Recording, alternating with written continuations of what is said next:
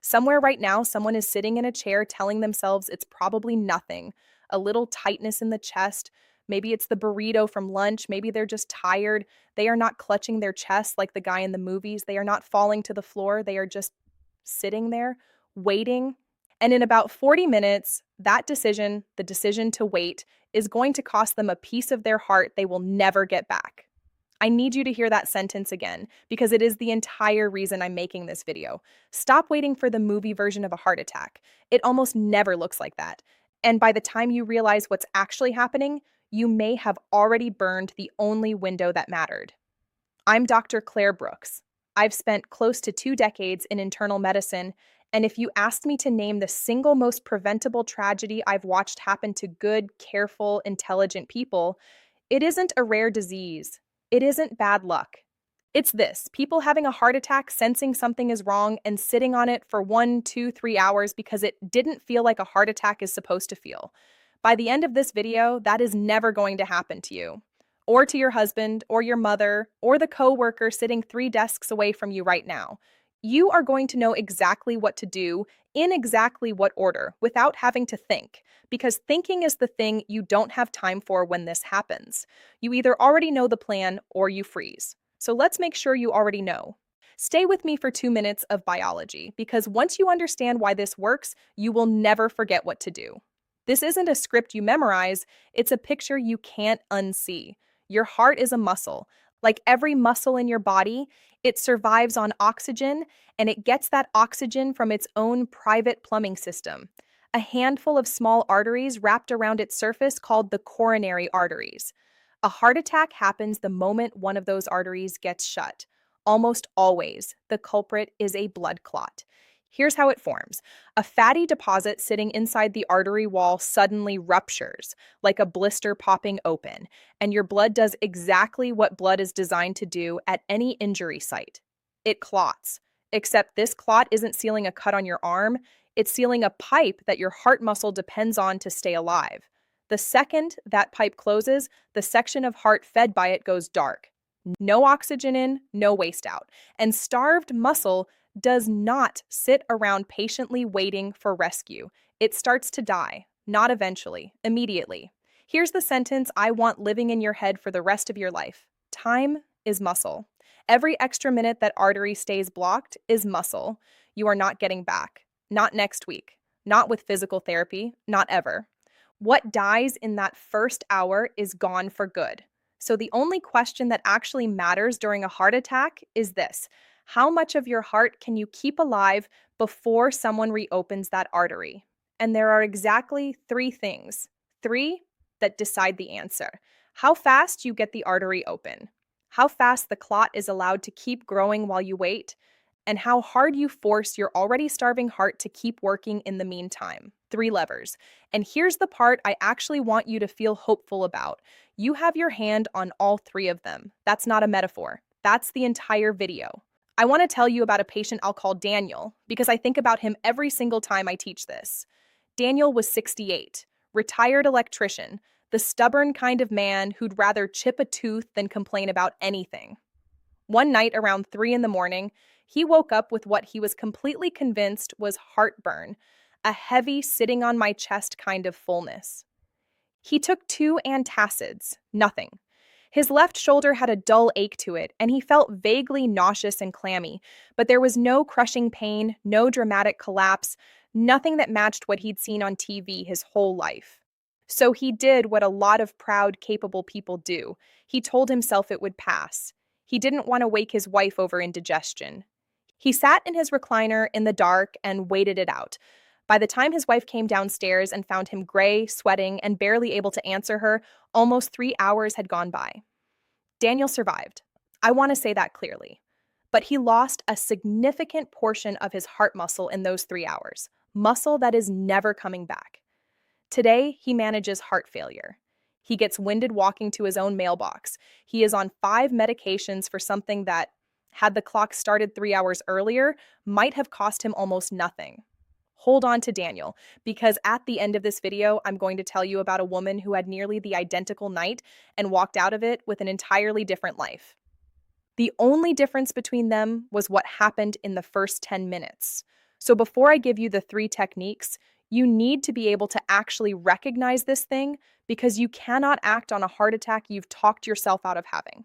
Forget the movies. Completely forget them. Most heart attacks do not begin with a man clutching his chest and collapsing dramatically to the floor. Most of them begin quietly, almost politely, and that is exactly what makes them so dangerous. The most common sign is discomfort in the center of the chest, and people almost never describe it as sharp pain. They describe it as pressure, tightness, a squeezing, a heaviness, like something is sitting on top of them, or a belt has been cinched around their ribs.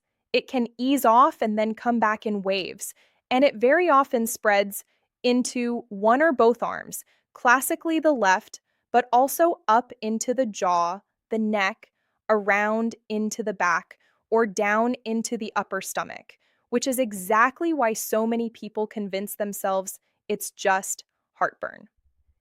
Add in a cold sweat, shortness of breath, nausea, lightheadedness, or a wave of exhaustion so out of proportion to what you're doing that it stops you in your tracks.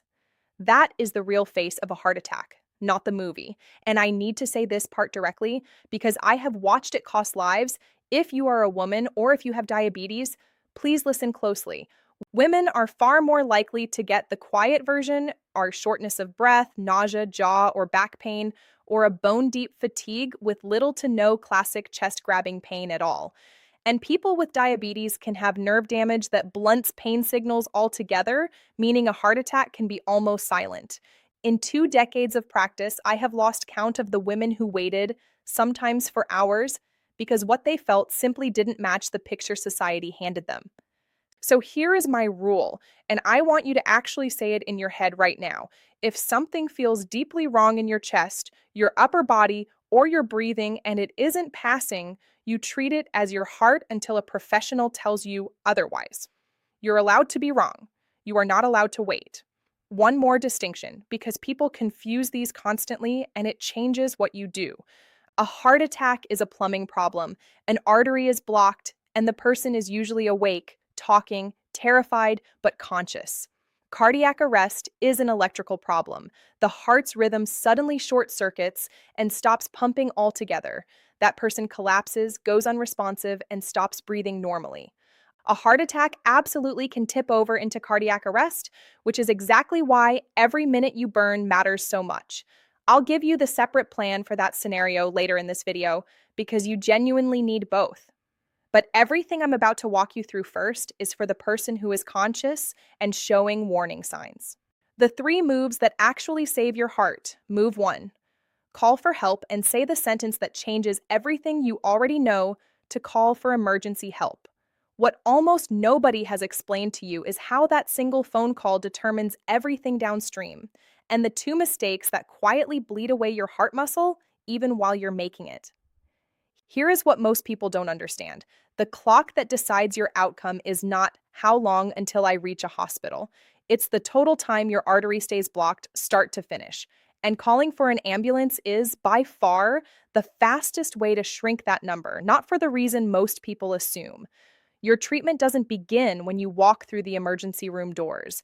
It begins the second paramedics reach you. They can hook you up to a portable heart monitor in your own living room, confirm a heart attack is happening, and radio ahead so the hospital's cardiac team is already scrubbed in and waiting before you've even left your driveway. Patients who arrive by ambulance consistently get treated faster than patients who drive themselves in because the entire system is already moving on their behalf before they arrive.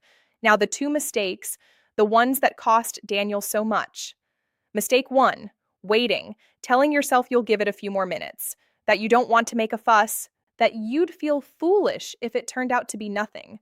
Let me take that fear off your shoulders permanently. Emergency responders would take 100 false alarms over arriving even 5 minutes too late. That is the job, and they mean it. And the cruel twist is that the first hour of a heart attack is also the highest risk window for your heart's rhythm to go catastrophically unstable. The exact moment you most need to be near a defibrillator, not sitting alone in a recliner. Mistake 2, driving yourself or letting a frightened family member drive you. Don't. If your heart's rhythm goes unstable while you're behind the wheel, you can lose consciousness in traffic, and now you've created a second emergency with no equipment and no trained hands anywhere near you. In an ambulance, you are already inside a moving emergency room. So the move is simple: sit down, call for emergency help, and say this exact sentence out loud: I think I'm having a heart attack. Those specific words tell the dispatcher exactly what team to send and exactly how to start coaching you through what comes next, including move number 2. Move 2: chew 1 aspirin if it's safe for you. While you're on that call, this is very likely the next thing the dispatcher tells you to do. Remember what's actually blocking your artery: a blood clot. And that clot is not a finished, solid object just sitting there quietly. It is still actively growing, still recruiting more platelets, the tiny blood cells whose entire job is to clump together and seal off bleeding. In a heart attack, that clumping is happening in exactly the wrong place, sealing your artery tighter with every passing minute. Aspirin interrupts that process directly. It makes your platelets far less sticky, which can slow the clot's growth, and in some cases, keep the artery from sealing shut completely before help arrives. This isn't a folk remedy. In a landmark clinical trial published in The Lancet, a single dose of aspirin given during a heart attack cut the risk of death by roughly a quarter, 1 tablet, taken at the right moment. The specifics matter here, so listen closely. It should be a regular strength aspirin, 325 milligrams, or if that's what's in your cabinet, 4 of the low dose 81 milligram tablets, which add up to roughly the same dose. Chew it. Do not swallow it whole. Chewing breaks it down and gets it into your bloodstream in minutes instead of much longer. And in a heart attack, minutes are the entire game. But I need to draw hard lines around this because aspirin is not universally safe. Do not take it if you're allergic. Be cautious if you have a known bleeding disorder, an active ulcer, or you're already on prescription blood thinners. And if you're simply unsure, that is precisely what the dispatcher is there to sort out with you in real time. Hear this next part clearly, because it's where people get themselves into serious trouble. Aspirin is the second move, never the first, and it is never, under any circumstance, a substitute for calling for help. Chewing an aspirin and lying down to see if it works instead of getting emergency responders moving is a mistake that has cost people their lives. The aspirin buys you a little time. The ambulance and the hospital are what actually save you. Move 3: go still. Completely, deliberately still. This is the move almost nobody tells you about, and it directly protects the third factor: how hard you're forcing a starving heart to keep working. Think about what's actually happening inside your chest. A section of your heart muscle has had its oxygen supply cut off. Now think about what your heart does the instant you get up, climb stairs, pace the room, or panic. It beats harder and faster, demanding more oxygen. But the supply line is blocked. Every extra bit of work you ask of your heart in that moment is a bill it cannot pay, and that unpaid bill shows up as more dead muscle and a higher risk of a dangerous rhythm. So your entire job here is the opposite of effort. Bring the demand down. The instant you suspect something is wrong, stop whatever you're doing and get into a resting position. For most people, that means sitting down, leaning back slightly, somewhere you won't injure yourself if you faint. If breathing feels hard, sitting upright is usually easier than lying flat. Loosen anything tight around your neck or waist, then work on your breathing. Slow, steady, in through the nose, out slowly through the mouth. I know that's genuinely difficult when you're terrified, and fear is a completely normal response here. But that surge of adrenaline drives your heart rate and blood pressure up at the single worst possible moment, and slow, deliberate breathing is one of the only tools you have to pull that back down. If someone is with you, have them stay close and keep you calm and still. If you're alone, get to the front door first, unlock it, and then sit down. That one small step, unlocking the door before you sit, has saved lives because paramedics can reach you even if you can't get up to let them in. And I have to correct a dangerous myth while I'm here because it resurfaces online every couple of years. You may have seen a forwarded message claiming that cough CPR, coughing forcefully and rhythmically, can somehow keep you conscious during a heart attack if you're alone. It does not work. It has never been shown to work for a person having a heart attack by themselves, and wasting precious minutes on it instead of picking up the phone can cost you the exact window that saves your life. Forget the coughing. Sit down, breathe slow, unlock the door. Let the help already coming to you arrive. Part 5. If someone collapses. I promised I'd give you this because one day you might be the one who has to act for somebody else. If a person actually collapses, unresponsive, not breathing normally, that is no longer a heart attack you can talk them through. That is cardiac arrest. Their heart has stopped, and right now you are the single best chance that person has of surviving. 2 steps. You do not need 1 day of training for either of them. First, call for emergency help immediately and put the phone on speaker so your hands stay free, or send someone else to make the call while you act. Second, start pushing. This is hands-only CPR. Place the heel of one hand in the center of the chest, your other hand stacked on top, elbows locked straight, and push down hard and fast, about 2 pushes every second. Do not stop. You are physically doing the pumping their heart cannot do for itself right now. Immediate bystander CPR can double, even triple, a person's chance of walking out of cardiac arrest alive. If there's an automated defibrillator nearby, the wall-mounted unit you've seen in airports, gyms, and shopping centers, send someone to grab it immediately. It will talk you through every step out loud, and it will not deliver a shock unless one is genuinely needed. You cannot make this worse by acting. In cardiac arrest, the only wrong move on this entire planet is doing nothing. Part 6. Do this tonight, not someday. Here's the piece almost nobody mentions, and it might be the most important part of this entire video. The people who come through a heart attack with the most heart muscle intact are almost always the ones who prepared before it ever happened. So tonight, not next week, tonight, do 4 small things. Keep a bottle of plain aspirin somewhere you and your spouse could find blindfolded in 10 seconds. Make sure your house number is actually visible from the street, so an ambulance isn't circling your block while your clock is running. If you already have a heart condition, know exactly where your medication list and records are. And have one honest conversation tonight with the people you live with about these exact warning signs and this exact plan.